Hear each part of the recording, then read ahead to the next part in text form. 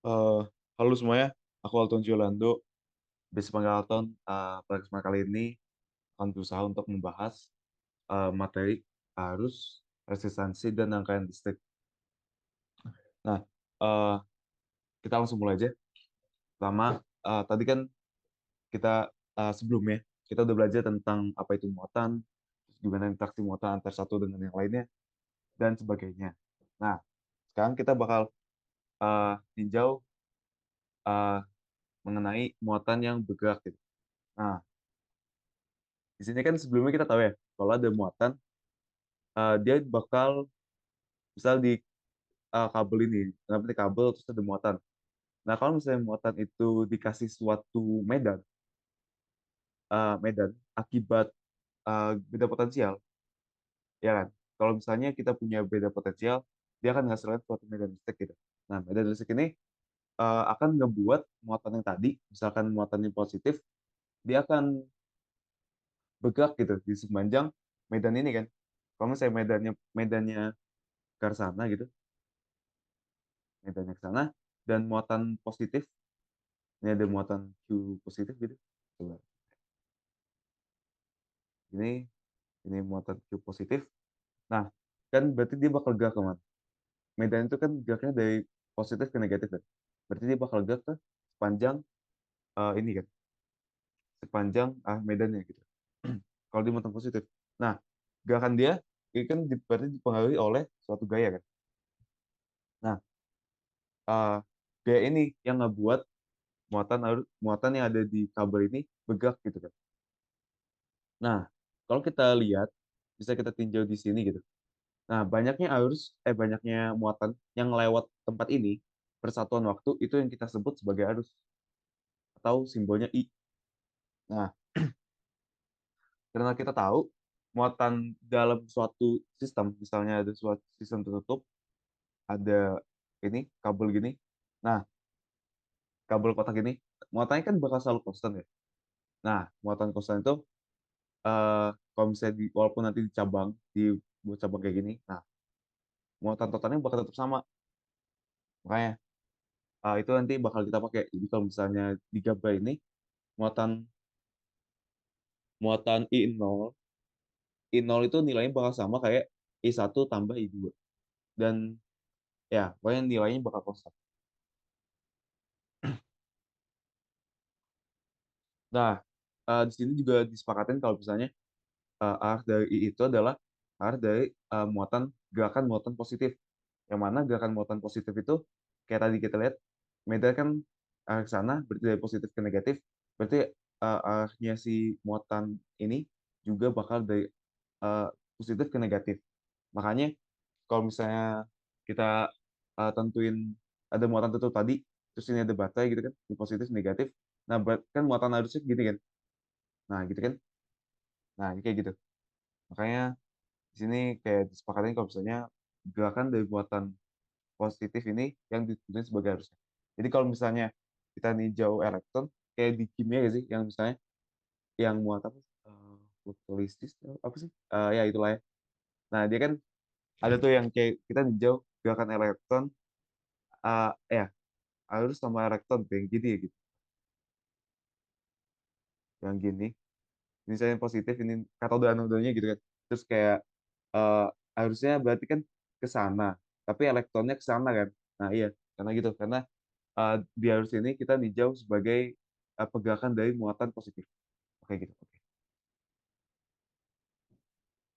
Oke, cukup jelas ya. Sekarang kita coba next. Nah, tadi kan kita udah tahu itu apa itu arus. Nah, sekarang kita coba ninjau ini apa apa yang dinamain sama kerapatan arus. Jadi kerapatan arus itu apa? Jadi kerapatan arus itu, harus dalam satu satu ini pada suatu luasan luasan penampang gitu. Karena kan gimana ya? eh, Kalau misalnya kayak gini, kita punya dua ini kan, dua luas. Yang pertama luas satu di sini, sama luas kedua di sini. Sedangkan kita tahu besarnya muatan itu bakal selalu konstan kan. Jadinya kerapatan yang di sini, karena ini luasnya lebih besar, lebih kecil, maka kerapatan di sini bakal lebih kecil daripada kerapatan yang di dua ya gak? Karena kan di dua ini dia itu bakal luasnya lebih kecil, sedangkan nilai I-nya sama gitu. Nah, itu yang kita namain dengan kerapatan muatan. Nah, itu harus sama dengan kecepatan gerak muatan ya, karena kan itu berarti kan kalau I kan muatan ini apa? I itu kan skala. Sedangkan kalau misalnya kerapatan arus ini bersifat vektor. Dengan di sini berarti kita kaliin sama dA untuk menghasilkan arus benar kan? Di mana eh, vektor dari si dA-nya ini itu tegak lurus sama luas penampang ini, atau apa ya istilahnya, vektor normal gitu. Ini dirumuskan dengan ini. Oke, gitu aman. Nah, tadi kan kita tahu kalau misalnya si muatan ini bakal bergerak gitu.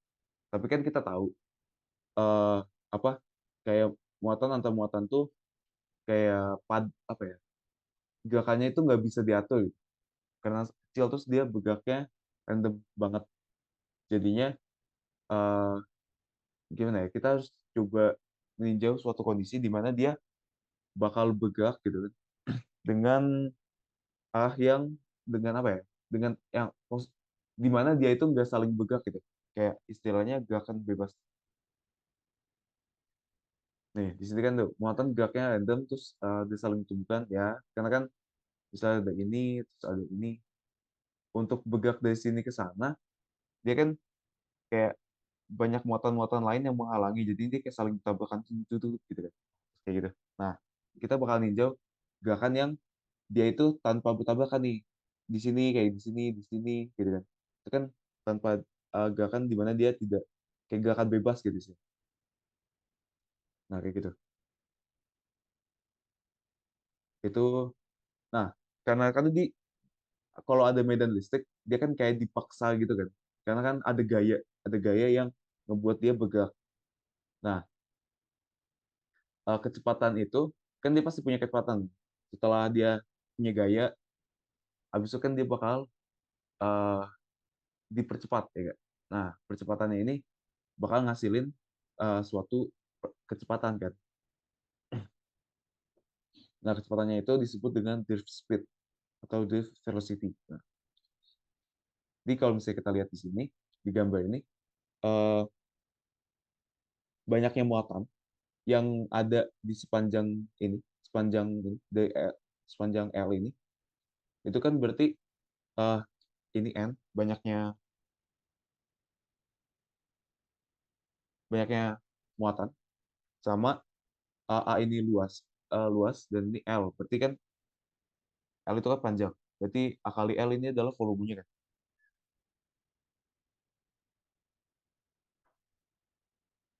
Volume dan ini adalah muatan tiap satu satu muatannya, besaran muatannya. Jadi Q ini adalah muatan total yang ada di volume penampang ini. Volume kabel itulah. Yang mana kecepatan dari eh, ini, kecepatan ininya, tadi kan kita ambil bagian yang dia kayak gak bergerak lurus aja gitu ya. Bergerak apa? Bergerak bebas aja. Itu kita ambil ya, asumsiin aja kalau misalnya dia itu bakal gerak lurus, lurus doang, karena efek dia gerak ke atas gitu ya cukup kecil, jadi bisa diabaikan. Jadi kita asumsi dia gerak lurus gini. Jadinya kita bisa pakai persamaan GLB maksud gue. Di sini ini kan L itu adalah jaraknya dan T ini adalah waktunya. Di sini waktunya karena tadi kita asumsiin cuma pas dia bergerak bebas gitu. Jadinya waktunya adalah waktu selama dia gerak bebas dan di area time. Karena kan ada banyak muatan ya, jadi di area time. Oke, di sini kita dapat hasilnya kayak gini. Setelah itu, tadi kita tahu kalau arus itu adalah muatan dibagi waktunya, muatan per selang waktu gitu kan. Nah, jadi eh, kalau kita substitusi tadi Q-nya ada muatan totalnya adalah segini dan T-nya adalah waktunya berarti segini.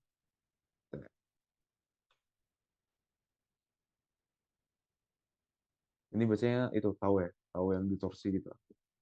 Tapi ini di sini artinya waktu waktu selama dia bebas. Nah, maksud Hmm, tinggal kita selesaikan ini L-nya bisa cor, berarti kita sisanya tinggal ini. Nah,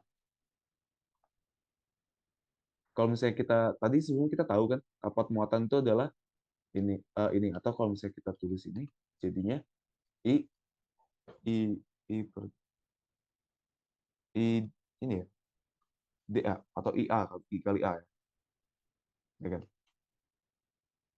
Ini kita nah, I kali A ini kan. Nah, jadinya kita bisa tulis ini I-nya kita dapat segini dan A-nya luas menampang dia sama berarti kan sama ini. Iya, berarti kita bakal dapat ya, mana ya? Nah, ya kita bakal dapat persamaan ini. Di sini kita dapat hubungan antara muatan, jumlah muatan berarti kan N, N itu kan banyaknya, terus Q itu adalah besar muatannya, dan V ini adalah eh, kecepatan drift speed-nya. Nah, di sini kita tahu kalau misalnya muatannya positif, ya berarti arah dari si J-nya atau si kerapatannya, karena kan kerapatan tadi vektor ya, itu bakal sama VD-nya atau kecepatan drift speed-nya. Dan kalau misalnya Q-nya negatif, ya berarti dia bakal berlawanan Q. Kayak gitu. Jadi kita dapat hubungan antara si kecep- kecepatan tadi, kecepatan drift speed sama ini apa namanya kerapatan kerapatan si itu ya muatan. Aman. Lanjut. Nah, sekarang kita coba, tadi kan kita tinjau kayak banyak muatan gitu. Nah, kita coba tinjau tiap muatannya. Tadi kan kita tahu kalau misalnya dia itu eh, ada di suatu apa ya, suatu benda yang dikasih beda potensial. Artinya bakal timbul suatu medan. Nah, medan ini bakal ngasilin suatu gaya ke muatan tersebut kan. Yang mana besarnya gaya itu adalah Q muatan dia dikali sama medannya, ya kan? Kerjaan sebelumnya. Yang muatan itu. Setelah itu kita coba tinjau tadi pakai hukum Newton untuk meninjau kecepatannya gitu. Nah, di sini kita coba lihat kalau misalnya F-nya adalah Q kali medannya dan masa M kali A itu percepatannya adalah turunan dari si kecepatan dibagi waktunya, artinya kayak gini. Atau kalau misalnya kita tinjau gerak bebasnya, berarti kan kecepatannya jadi drift speed sama waktu bebas dia, waktu bebas rata-ratanya. Oke, berarti kita dapat drift speed-nya adalah tau kali Q kali E atau medannya dibagi masanya, masa tiap motor. Nah, di sini kita dapat berarti karena tadi kita tahu dia itu muatannya bisa bergerak kalau misalnya dipengaruhi oleh medan listrik kan. Nah, berarti artinya muatan itu harus bermuatan, Q-nya itu harus bermuatan, nggak bisa Q yang netral. Kenapa? Karena ya kalau misalnya netral, dia tidak dipengaruhi oleh medannya. Jadinya nggak ada gaya dan nggak bergerak. Gitu. Oke, aman ya. Nah, tadi kan kita tahu kita udah dapat persamaan ini. Berarti sekarang kita coba substitusi si VD-nya atau kecepatan di speed-nya ke dalam persamaan yang tadi.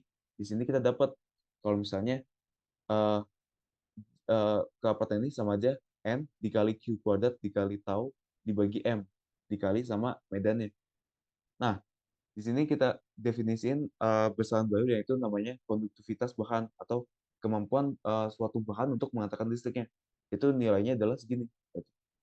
Sigma, ini sigma N Q kuadrat dikali tau dibagi M. Misalnya segini. Nah, jadi persamaan tadi kita ubah lagi jadi bentuknya kayak gini.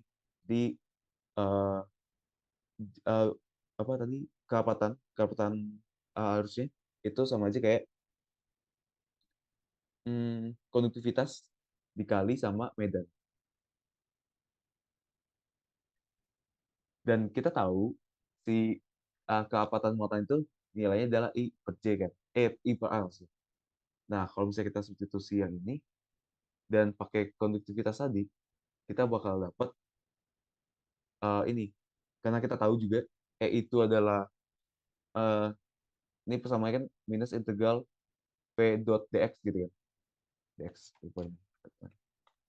Oke, tadi kan kita udah tahu kalau misalnya si lapat muatan ah sebentar, maaf. Kalau misalnya J itu atau keapatan arus itu adalah I per A, dan tadi kita dapat J itu nilainya konduktivitas dikali sama medannya, kita bisa itu sini, terus kita tahu medan itu besarnya apa? Ini kan rumusnya. Eh, apa namanya? Beda potensial dikali sama jaraknya gitu. Kayak panjang ininya ya. Posisi ya eh, posisi ini kan beda posisinya. Nah, kayak gini. Jadinya kalau misalnya kita ambil nilainya aja, kita bakal dapat delta V atau beda potensial dibagi sama L. L itu berarti jarak panjang gitu. Kalau misalnya tadi kita bahas ini, perpindahan dia kan berarti dari sini ke sini atau nilainya L kan. Nah, nilai L. Nah, kayak gitu. Oke, di sini kita dapat sama kayak gini. Terus kita ubah posisinya. Kita ubah posisi definisi ini berarti sisanya tinggal L konduktivitas dibagi ini. Nah, sedangkan konduktivitas superkonduktivitas itu disebut dengan resistivitas bahan. Resistivitas bahan itu artinya apa? Ya, kemampuan bahan untuk apa ya? Jadi hambatan gitu kan, resistivitas bahan. Nah, itu kita juga tahu kalau misalnya hambatan atau resistansi itu nilainya adalah ini besarnya. Jadi resistansi itu dipengaruhi sama berbanding lurus lah, berbanding lurus sama resistivitas bahan. Terus dia juga berbanding lurus sama panjang ya. Jadi semakin panjang suatu benda gitu, atau ya dia bakal semakin semakin semakin sulit untuk dilewati gitu ya. Jadi hambatan. Nah, dibagi sama luasnya. Jadi kalau luasnya makin kecil, dia bakal makin padat gitu kan. Makin padat, makin sulit muatannya buat lewat. Sedangkan kalau misalnya makin luas, ya dengan muatan yang sama gitu kan. Jumlah muatan yang sama, sini kan berarti lebih longgar kan. Jadi lebih gampang buat lewat. Nah, itulah kayak ini.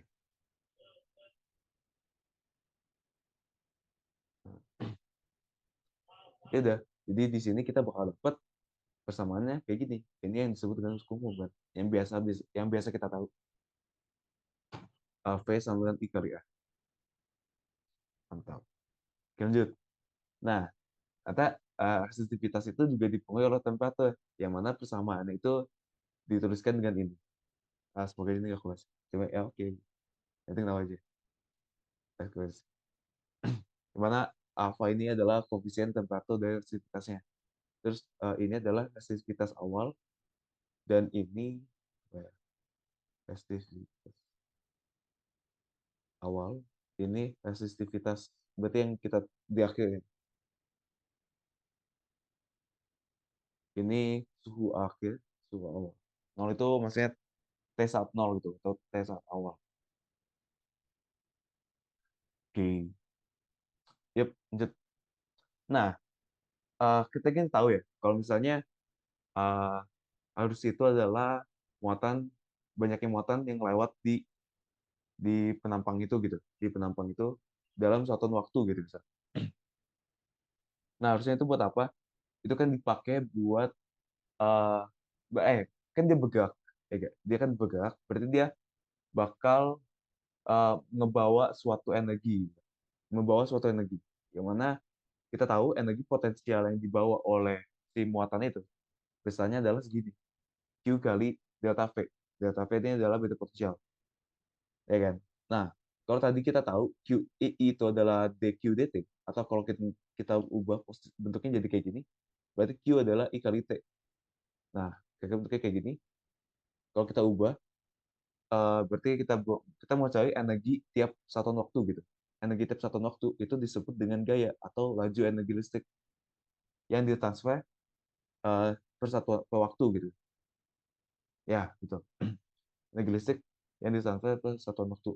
Kan tadi QU itu adalah energi potensial listriknya yang dibawa oleh muatan, terus ditransfer ke suatu benda gitu, suatu barang. Nah, yang ngebuat barang itu nyala gitu. Kayak gitu. Berarti kita dapat si daya ini atau laju energinya itu besarnya adalah I kali delta V. Oke, mantap. Nah, ternyata eh, energinya itu nggak semuanya keambil gitu, nggak keambil sama si bendanya, si barangnya. Nah, lajunya itu enggak, ya, energinya itu ada yang kebuang. Nah, besarnya yang kebuang itu eh, bisa keubah keubah jadi energi thermal, biasanya energi panas. Biasanya yang kebuang, sesuai gitu lah. Yang kebuang, keubah, konversi ya. Kan energi itu nggak bisa diciptakan ini kan. Jadi dia keubah, keubah bentuk aja, keubah jadi energi panas. Thermal atau panas, aja lah ya. Energi panas. Nah, energi panasnya itu dipengaruhi apa? Dipengaruhi oleh nih resistansi sama ininya, sama apa? Sama ya, karena ada resistansi gitu.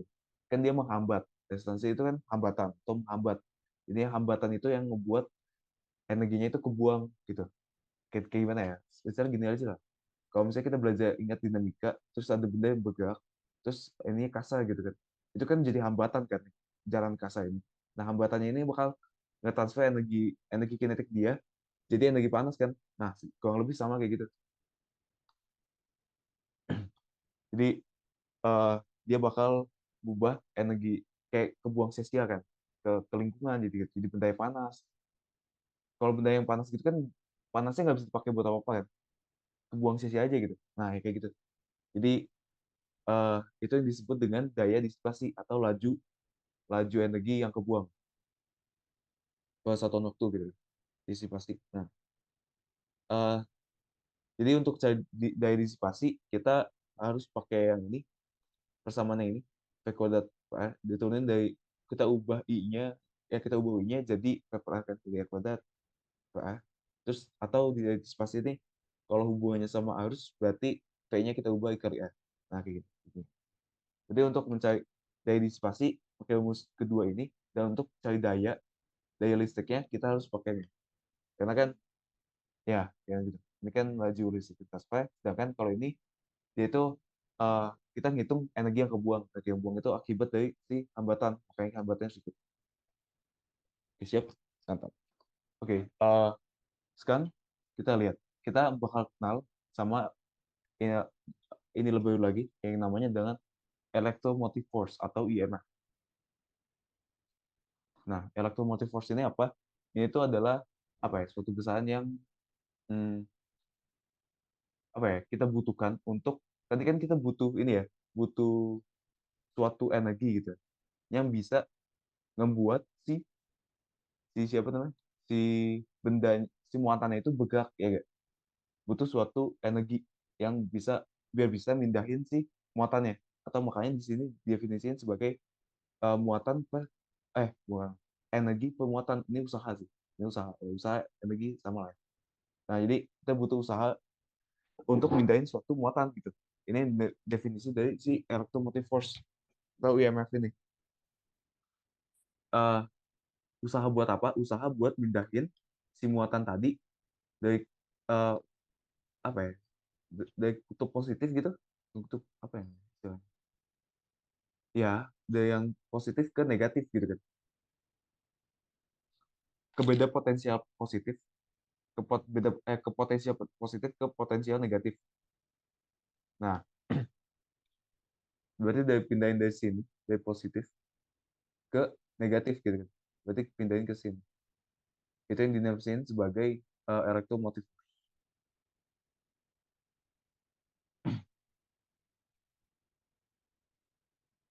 Pindahin dari positif ke negatif.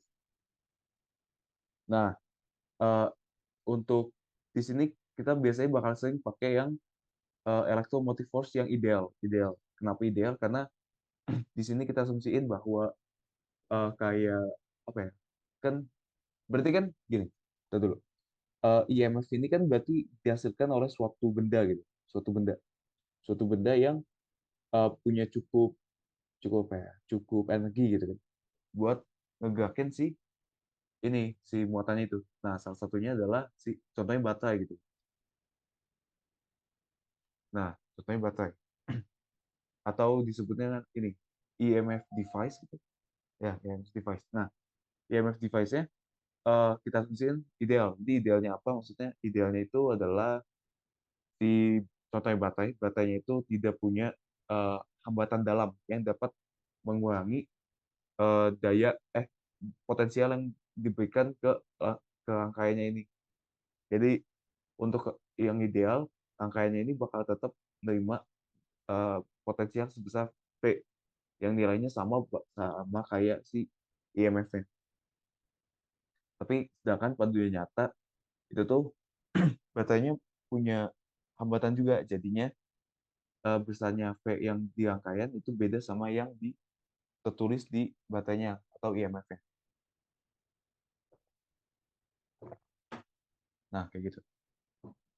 Jadi IMF itu tadi apa? Eh, apa ya? Suatu usaha yang kita pengen berikan ke muatan, ke satu tiap muatan untuk ngebawa dia dari positif ke negatif, dari potensial positif ke potensial negatif. Jadi hanya bakal kayak gitu. Sorry banget tadi ada salah ini. Harusnya gini, dia itu kita bukan bawa dia dari potensial positif ke negatif, tapi lebih ke kita ingin bawa dia ke eh, eh, kita ingin bawa muatan itu dari potensial rendah. Karena ya kita ingin bawa dia dari potensial rendah ke potensial tinggi, yang artinya rendah itu adalah di negatif dan tinggi itu di positif. Nah, itu maksudnya. Jadi eh, pindahin muatan gitu ya,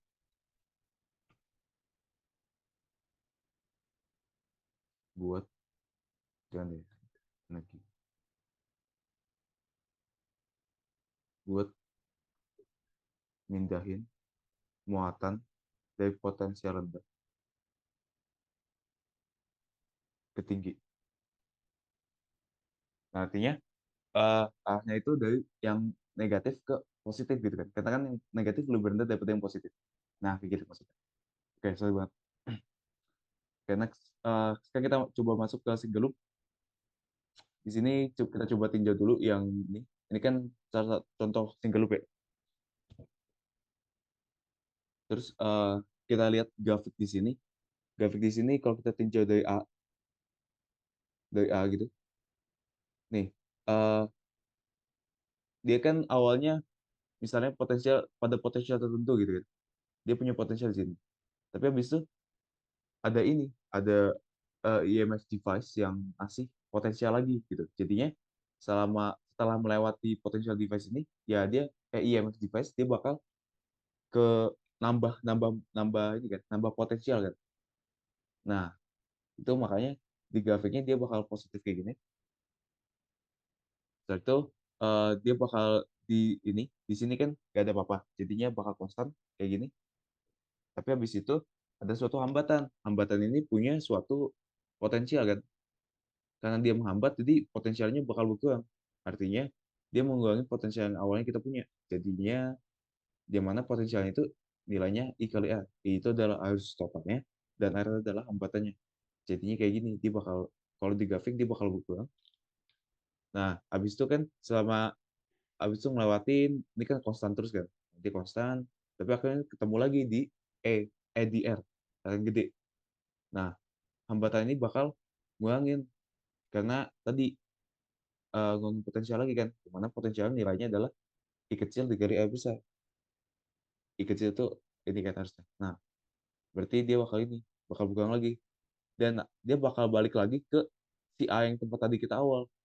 Dimana kalau misalnya dalam satu single loop, bukan single loop sih, ke loop tertutup, potensial yang apa ya di tempat yang sama itu bakal sama gitu. Jadinya dia bakal balik lagi ke nilai yang awal. Kira-kira kayak gitu. Nih.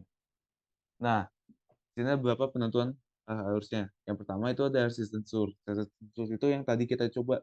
Jadi kita ninjau potensialnya.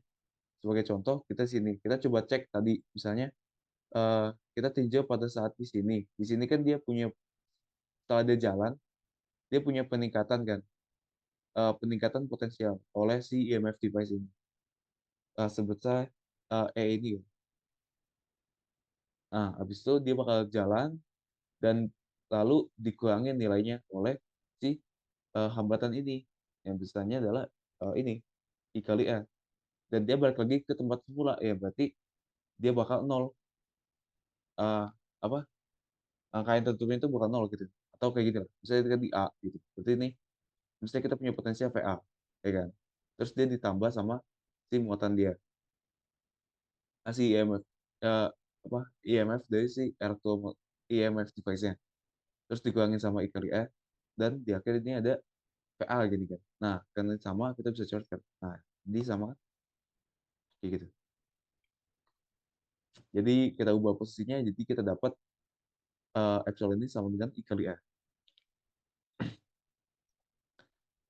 Nah, tadi kan atau ada dua, cara kedua itu pakai IMF rule. IMF rule itu yang tadi kita coba ninjau, si IMF ini kan bakal, ngebawa energi yang dibutuhkan untuk memindahkan muatan dari potensial rendah ke potensial tinggi. Ini potensial rendah, ini potensial tingginya kan. Jadinya harusnya bakal searah gitu. Karena kan itu harus itu kan muatannya, muatannya dipindahin. Nah, kayak gitu. Jadi itu cara nentuin harus. Berarti harusnya, itu. Kan tadi kan kita tahu ya, kalau misalnya harus itu gerakan dia dari, gerak muatannya dari yang positif, ya dari potensial positif ke potensial negatif. Karena kita ninjau harus itu adalah muatan positif. Oke, lanjut. Tadi kan ini ya, gimana kalau misalnya kayak tadi kan kita udah tahu ada dua muatan gini. Dua muatan, dua hambatan sih. Dua hambatan, coba kita coba. Di sini berarti di awal itu, punya potensial VA, habis itu dia dikasih dikasih potensial lagi oleh si EMF device sebesar E, lalu dikurangin oleh I kali R, ini, dan dikurangin lagi sama yang ini. Jadi kayak gini. Dan, eh, dia balik lagi ke posisi awal, berarti potensialnya nol, jadi kayak gini. Jadi kita dapat kalau misalnya ternyata, pada rangkaian seri, hambatannya itu ditambah. Nih, berdasarkan persamaan ini kan. Jadi kita dapat kalau misalnya pada rangkaian seri, R-nya itu, R totalnya, R serinya itu bakal R1, R2, tambah R3, dan seterusnya. Oh iya, terus juga kita tahu kalau misalnya di rangkaian itu I-nya bakal selalu sama, konstan. Jadinya karena ini single loop doang, nggak ada percabangan, artinya semuanya bakal nerima I yang sama. Terus akibatnya, karena I yang sama, berarti V1. Ini kan, berarti kan tadi kita penjumlahan si ini, tuh, penjumlahan ininya, penjumlahan apa namanya, eh potensialnya. Jadi potensial total itu adalah potensial satu tambah potensial 2 dan seterusnya. Nah, coba kita sekarang coba tinjau di dua titik, misalnya di titik A dan titik B. Di titik A dia punya misalnya potensial sebesar TA. Terus, dia dikasih, eh, potensial lagi kan dari si EMF device sebesar E, terus dikurangin sama si muatan ini dikali R, bukan muatan, hambatan dikali. Nah, kayak gini. Dan, terus kita tinjau di, potensial B, ya kan? Nah, kalau kita ubah, eh, bentuknya jadi kayak gini, di sini kita tahu kalau misalnya I itu kan bakal selalu sama ya. Jadi I yang sebelumnya kita dapat nih di sini, itu kita bisa pakai. Jadi kita ubah posisi bentuknya jadi kayak gini. Nah, kita bakal dapat persamaan ini. Oh, jadi untuk menghitung beta potensial kita bisa pakai cara ini nih. Kita tinjau, titik titik suatu titik, terus kalau misalnya ada EMF device berarti dia ngasih potensial, terus kalau misalnya ada hambatan berarti dia ngurangin potensial. Kayak gitu. Ini yang disebut dengan hukum Kirchhoff ya, Kirchhoff, ya gitulah. Oke, mantap ya. Lanjut next. Selanjutnya adalah grounding. Grounding ini apa? Grounding ini adalah kayak kita maksain. maksain si siapa, muatan yang kita punya itu ke ini, kita maksain kita buang muatannya itu ke suatu suatu apa ya, suatu media gitu yang kita tahu bahwa dia itu sangat netral. Jadi kayak dia itu punya muatan yang sangat banyak dan muatannya netral. Jadi kalau misalnya kita tambahin muatan ke situ, itu nggak terlalu ngasih pengaruh yang besar ke medianya. Jadi medianya tetap netral.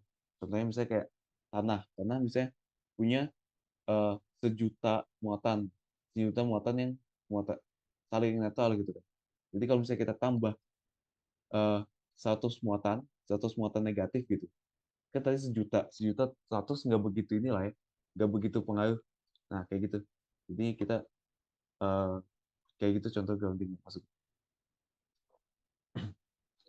Nah, eh, kalau kita lihat grafik, misalnya kita punya suatu potensial positif gitu kan.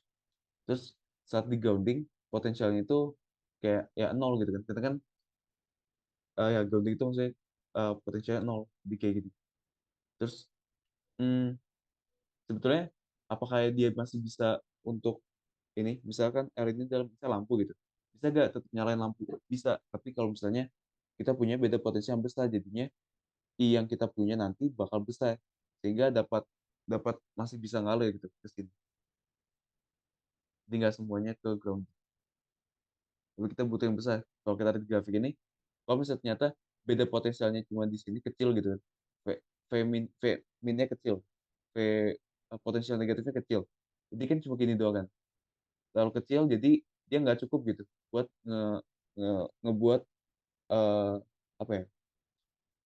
Ngebuat si lampu, misalnya nih lampunya buat nyala gitu kan terlalu kecil.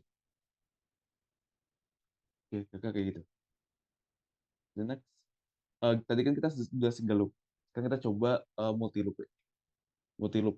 Di sini kita punya suatu EMF device, terus ada tiga rangkaian, tiga resistansi. Nah, tadi kan kita tahu ya, kalau misalnya pada muatan tertutup itu pada rangkaian tertutup muatannya itu konstan. Jadinya I yang di awal sini bakal cabang ke sini kan. Tapi nilainya tetap sama. Yang sini sama tambah sini itu bakal sama kayak yang di awal. Jadinya kalau pada rangkaian multiloop, kita bisa tulis kalau I itu nilainya I1 tambah I2 tambah I3. Yang mana konsekuensinya si V-nya ini bakal sama, enggak? Karena kan I ini kan V kali R. Nah, kan.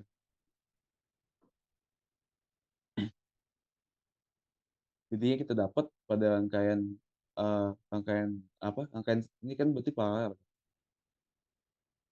Itu untuk cara hambatannya kayak gini. Tinggal total atau R total itu adalah seper satu, seper dua tambah seper tiga. Oke, next. Ini ada rangkaian yang terdiri dari apa? Resistansi, resistor maksudku, resistansi dan si kapasitor. Di sini dibilang when switch S is closed on A, berarti kan gini. Nah, the capacitor is charged to the resistor. Berarti kan dia bakal kayak gini, set gini. Nah, yang membuat ada suatu arus yang masuk ke C, ke kapasitor. Di kapasitor itu kan kita tahu kapasitor itu nyimpen muatan ya. Kapasitor kan nyimpen muatan. Nah, jadi kan kalau misalnya awalnya muatannya nol, terus kan dia bakal kesimpan di kapasitornya ini kan. Berarti kan butuh waktu. Ada butuh waktu buat ngecharge-nya kan. Ngecharge ini ya. Ngecharge si uh, ngasih muatan ke si kapasitornya. Nah, kalau misalnya kita pakai tekniknya tadi, kita tinjau misalnya, berarti kan sini ada EMF dari si ini, EMF device. Habis itu ada potensial dari si ini, I kali R ini, dan potensial pada kapasitornya, yang mana sebesar ini kan. Kita tahu rumus Q pada kapasitor itu gini. Berarti potensialnya pada kapasitor itu kayak gini, Q per C gitu. Nah, terus kita balik lagi ke awal, berarti sama nol, kita dapat persamaannya kayak gini.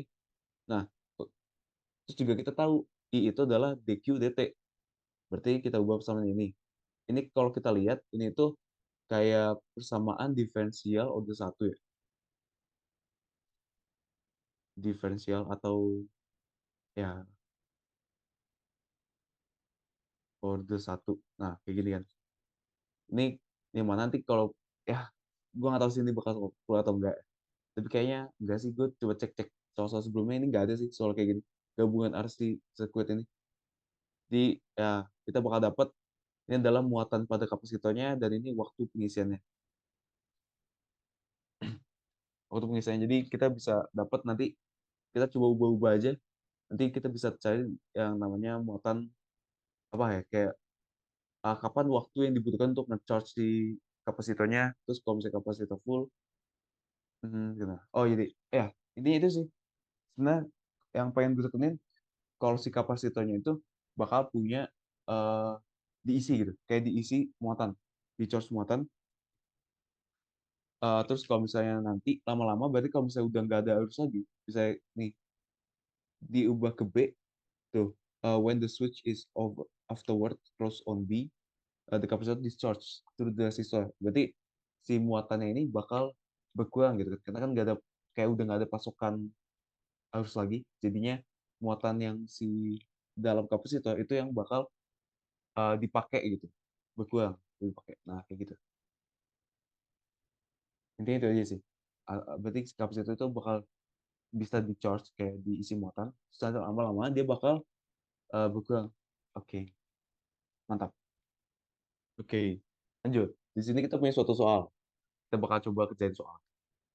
Kami sampai menunjukkan alur ke diameter, chord meter dan ampere. Oh iya, tadi kan kita tahu ya gimana apa ya kayak harus pada rangkaian eh apa seri itu bakal sama kan, tapi Ford Ford Meta bukan Ford apa sih pada rangkaian paralel dia tuh voltnya bakal sama. Nah kayak gitu, jadinya untuk kayak gini kita ngukur suatu eh pengen ngukur suatu potensial gitu, jadinya biar sama, biar sesuai sama yang di sini, ya kita harus ukur dia pakai voltmeter yang dirangkai secara paralel, karena kan V-nya biar sama gitu. Terus kalau misalnya untuk mengukur ampermeter ya kita harus ukur dia di eh, ini yang sama, di rangkaian seri yang sama gitu kan, ya gitu. Itu aja sih intinya. Yang dipasang pada rangkaian listrik dari kombinasi baterai, resistor, dan saklar. Oke, dengan I1 ya E1 E2 segini segini gini nih. Potensi listrik ditunjukkan voltmeter ketika S dibuka dan titik manakah yang potensi listrik lebih tinggi atau B. Nah, potensial listrik dari lebih tinggi atau B itu kan berarti eh, harusnya kan, harusnya ke arah mana? Karena kan kalau misalnya harus itu kita tahu dia geraknya dari yang positif ini, berarti gini kan harusnya. Tiga. Nah kayak gitu, bener kan? Bener. Ya, dia bakal kayak gitu. Dan IMF-nya ke sana. Dari potensial rendah ke potensial tinggi.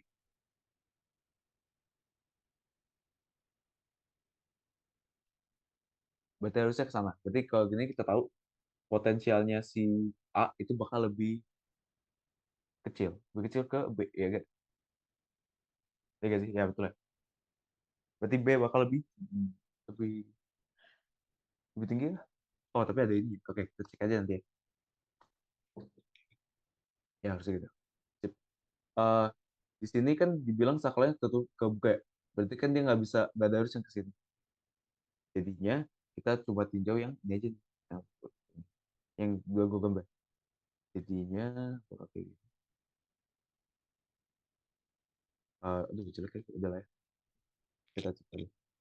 Ini adalah I1, terus ini ada satu, habis itu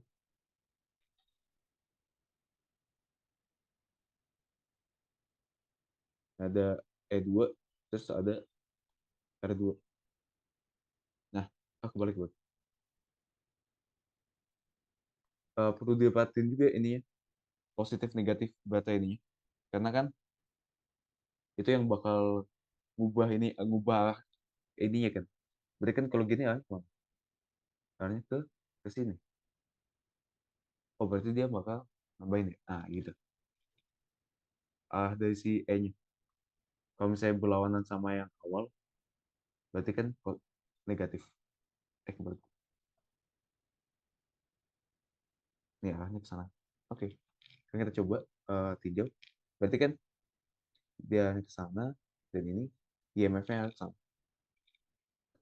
Oke, pakai persamaan tadi, sama hukum Kirchhoff tadi, kalau misalnya ini berarti kan S1 minus sama misalnya angkanya I, terus harus I, terus ada hambatan R1, terus dia di ini lagi kan, ada IMF lagi, berarti ditambah lagi sama IMF 2, terus dia dikurangi lagi sama R2,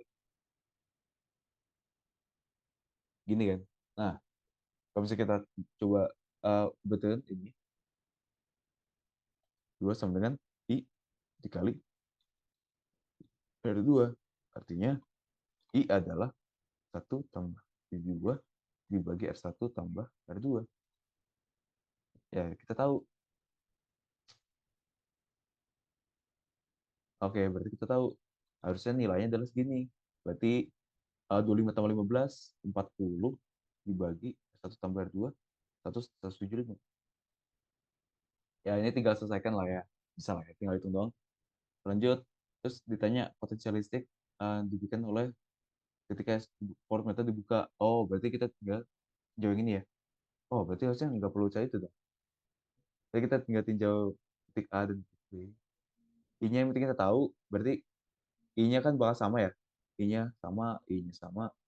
Berarti pakai yang tadi, kita tahu VA itu terus ditambah sama ini, E2 minus I kali R2 sama dengan PB. Ini kan.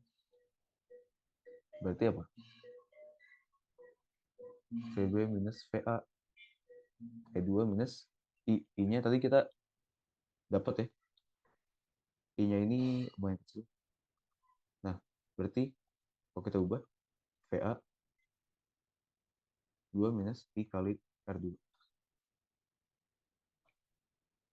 Nah, kayak gini. Kalau misalnya kita kita coba hitung deh. Berapa ya? Berarti E2 itu 15. Minus I-nya 40 plus 175 dikali 75 ya. R2 75 ya. Nah, 75. Ini berapa ya? Nah, kita hitung dulu.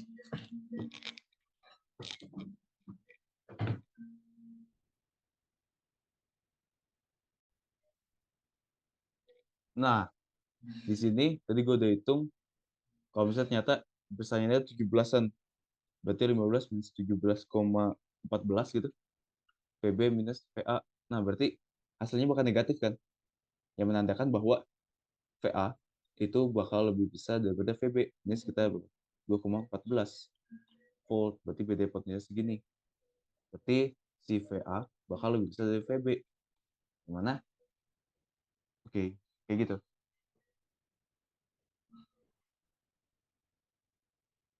Karena harusnya kan grafiknya dari yang positif ke negatif kan.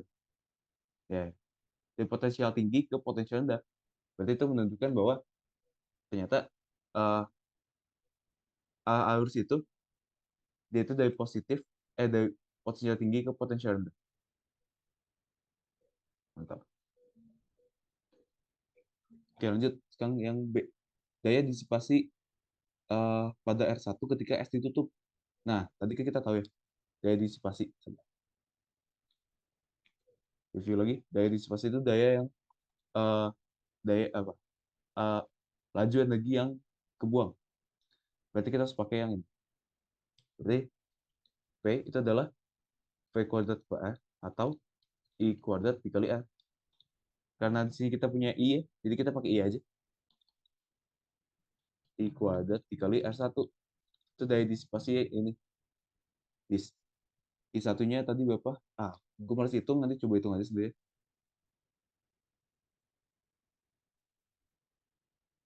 Kuadrat, ini R1-nya 100 ya? Kalau salah 100. Nah, ini tinggal hitung aja, dasarnya berapa. Ini berarti dalam satuan watt atau joule per second.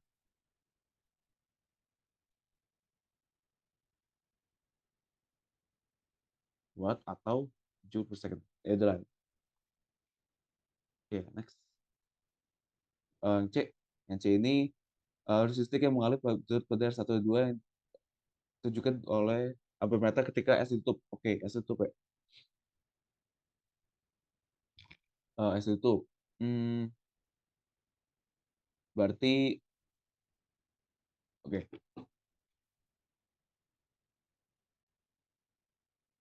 Oke, lanjut. Ini yang C.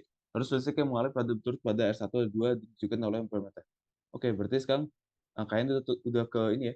Udah udah jadi double loop kayak gini. Ini ada tuh apa? Ada saklar pokoknya. Ini R1, kan ada ampermeter. Terus ini ada ini dan R2. Terus ini yang mana IMF-nya ke arah sana, ini IMF-nya arah 2, ini IMF 1. Nah, mantap. Nah, kayak gini, berarti ada dua loop. Pertama loop ini, yang arahnya ke sana kan, berarti harus. Dan loop yang arah sana. Ya, harusnya sana, ini ke sana, dan ini ke sana. Eh, ada cara pengerjaan yang kalau dulu kan di ini ya, substitusi kan. Substitusi kan. Nah, sekarang kita coba ini cara yang diajarin dosen gua, jadi pakai matriks gitu loh.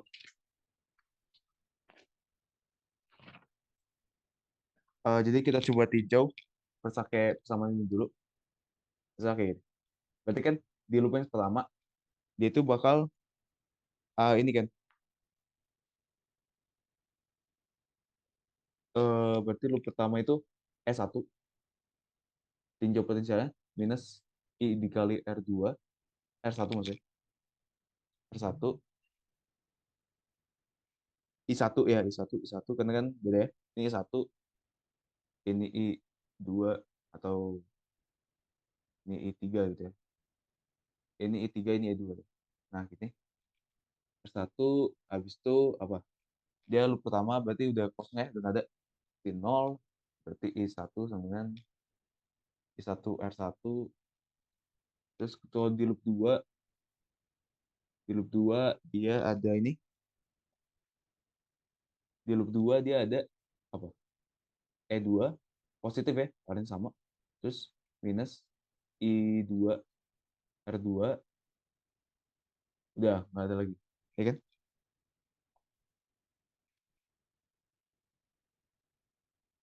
Berarti kita dapat I2 adalah I2 R2. Hmm, kita bisa langsung dong kalau gitu. Ya kan? Ya deh, kita bisa langsung ini berarti. Atau gini aja. Oke, kan tadi gue bilang kita bakal coba pakai matriks, jadi kita coba pakai matriks. Jadi persamaan ini, sebenarnya ini bisa langsung sih. Ini kita bisa dapat I-nya I1, kita bisa dapat I2, terus kan arahnya ke sana ya. Ke sana, berarti kan nanti ada I1 yang ke sini, ya kan? Tapi I2-nya malah ke sana gitu. Jadi nanti bakal I yang di tengah itu bakal minus dari selisih antara I1 dan I2. Kayak gitu. Cuma tadi gue bilang kita bakal coba pakai matriks, jadi kita coba pakai matriks. Kita paksain. Oke. Di sini kita punya dua persamaan, di mana kalau misalnya kita tulis dalam bentuk matriks, kita bakal dapat kayak gini. Satu, dua. Nah, dikali sama I-nya kan. Dikali R dulu ya. R dulu. Jadi, kalau kalian ingat, ini I1, ini I2. Nah, kan matriks itu perkaliannya ini kali ini, tambah ini kali ini kan. Ya kan? Nah, berarti kan yang pertama kan tadi kita cuma dapet ini. Ini R1, eh, R1 I1 kan. Nah, oke. Di sini kan ini ya, sebetulnya karena di tengah ini nggak ada gaya, nggak ada hambatan, dia harusnya ini nol kan? Karena nggak ada hambatan, ini kan cuma hambatan doang. Tapi kalau misalnya kita fungsiin, misalnya ada hambatan di sini, ada hambatan di sini sebesar R3 gitu kan. Nah, dia tuh eh, gimana cara bentuknya? Berarti kan kalau misalnya ada I1 di sini, berarti kan nanti I2-nya itu bakal berlawanan sama I1 kan. Ya, I2-nya bakal berlawanan sama I1. Jadinya, kalau misalnya ada hambatan di sini, kita tulis I2-nya ini bakal berlawanan, berarti V-nya bakal berlawanan sama si eh, yang pertama. Berarti nanti kita tulis R3 minus R3. Kenapa? Karena kan, nih, gimana? Setuju. I1-nya ke sana, ya, I-nya ke sana, I1 ke sana, tapi I2 ke sana. Sedangkan di sini kan berarti perkalian antara I2 I2 sama R3 kan. Berarti kayak punyanya si I2. Berarti I2 itu berlawanan sama I1, makanya negatif. Paham gak? Tapi kalau misalnya saat berarti kayak gini, misalnya, berarti sama-sama kayak gini dan dia gini gitu kan. Dan ini ada hambatan. Ini kan I-nya satu sana, I1 ke sana kan, nambah kan. Berarti nanti hasilnya ini bakal positif kayak gitu. Paham gak? Paham lah ya. Jadi tentang beda arus saja. Ini kan I1-nya ke bawah, tapi I2-nya ke atas. Jadinya ini nilainya bakal minus. Kalau misalnya nanti di tengah sini ada hambatan. Tapi kalau misalnya kayak gini, I1-nya ke sana, ke bawah, dan I2-nya juga ke bawah, berarti kan positif. Berarti saling menambah gitu. Jadi nanti ininya bakal positif. Kalau misalnya untuk kasus yang ini. Oke, cukup jelas? Oke, cukup jelas. Nah, kayak gitu ya. Sama di sini juga yang kedua. Kedua. Berarti kan kita tinjau I2. I2-nya ke atas sana kan. Nih, ke atas sana. Berarti hasil yang perkalian I1-nya, I1-nya ke bawah, berarti negatifin. Berarti nanti hasilnya negatif R3. Kayak gitu. Kalau buat yang rangkaian yang ada ininya, I3-nya. Tapi karena ini 0 ya, jadi ya 0. Jadi kayak gini samanya. Nanti gimana cara menyelesainya, kita tahu kan. Berarti ini bentuknya kayak R kali I kan. Kalau buat cari I, ya berarti tinggal E dibagi R. Atau kalau di matriks, kita nulisnya dengan inverse. Inverse. Inverse matriks 2 kali 2 itu gimana? Jadi oke. Inverse 2 kali 2 gimana? Berarti tinggal ini aja.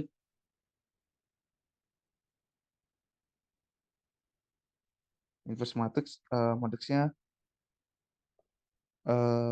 coba. Kalau misalnya kita punya A, B, C, D di inverse, itu hasilnya bakal seper A, A kali D minus B kali C, ya kan? Diinin sama matriks yang nih diubah. Jadi ini D, ini A, ini minus B, ini minus C. Nah, itu kayak gini. Nanti kita tinggal ubah aja. Berarti kan kalau kayak gini, ini, kalau kita kerjain untuk yang ini ya, berarti kalau di sini inverse-nya berarti berapa? Berarti kan I1, I2 itu adalah E1, E2 dikali sama inverse matriks si R. Berarti seper R1, R2 ininya sama, dibalik aja. R2, R2 ini R1. No. Nah, kayak gini kan. Berarti E1, E2, bukan Pak. Nah, ini berarti kalau dikaliin, masing-masing dikaliin aja. Jadi ini nilainya adalah seper R1, 0, 0. Ini seper R2. Artinya I1 itu adalah E1 dikali dibagi R1 dan I2 adalah E2 dibagi R2. Ini kan kaliin aja. Kalinya ke sana, kali ke sana. Ini salah salah, bukan gitu. Perkalian gimana sih? Ya, berarti kan eh, ini kali ke sana, ini kali ke sana kan, tambahin. Terus eh, yang kedua juga sama, ini kali ke sana, ini kali ke sana, tambahin. Ya gitu. Oke, berarti hasilnya kayak gini. Sama kayak yang tadi kita dapat kan. Menurut gue ini caranya lebih cepat dibandingin sama yang kita substitusi. Kalau misalnya banyak, ya kayak gitu sih. Kalau misalnya kayak ada R3 di sini. Oke, nanti tinggal hitung aja hasil I-nya berapa. Aduh, sorry. Hasil I-nya berapa, terus nanti kita temukan I-nya tuh. Berarti yang ditunjukkan oleh ampermeter di skala di ketika S ditutup, itu kan berarti ini selisih antara si misalnya I3. Kalau misalnya ternyata I1 lebih besar daripada I2, maka I3-nya bakal kayak gini. Karena kan tadi berlawanan ya. Kurang lebih kayak gini. Kita cek aja. S1 itu berapa? 25. 25 bagi R1 seperempat. Terus kalau misalnya E2 bagi R2, berapa? 15. Ini kan berarti 15 bagi 75. Ini tuh 25 bagi 1 seperempat. Ini 0,2. 0,2 itu 15. Itu kan berarti gedean yang I1. Berarti hasilnya bakal gitu. Cek, mantap. Aman ya, jelas ya.